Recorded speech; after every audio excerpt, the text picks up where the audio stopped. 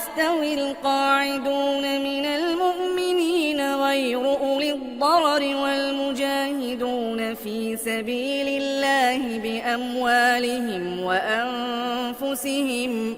فضل الله المجاهدين بأموالهم وأنفسهم على القاعدين درجة، وكلا وعد الله الحسنى، وفضل الله المجاهدين على القاعدين أجرا عظيما، درجات منه ومغفرة ورحمة، وكان الله غفورا رحيما.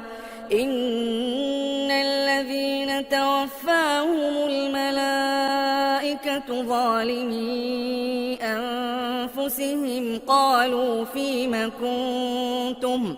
قالوا كنا مستضعفين في الأرض. قالوا ألم تكن أرض الله واسعة فتهاجروا فيها، فأولئك مأواهم جهنم وساءت مصيرا. إلا المستضعفين من الرجال والنساء والولدان لا يستطيعون حيلة ولا يهتدون سبيلا، فأولئك عسى الله أن يعفو عنهم، وكان الله عفوا غفورا.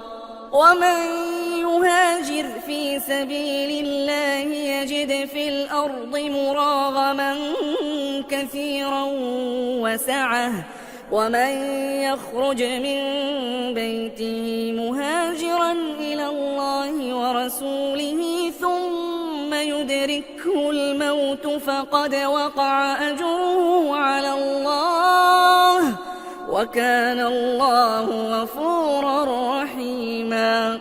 وإذا ضربتم في الأرض فليس عليكم جناح أن تقصروا من الصلاة إن خفتم أن يفتنكم الذين كفروا، إن الكافرين كانوا لكم عدوا مبينا.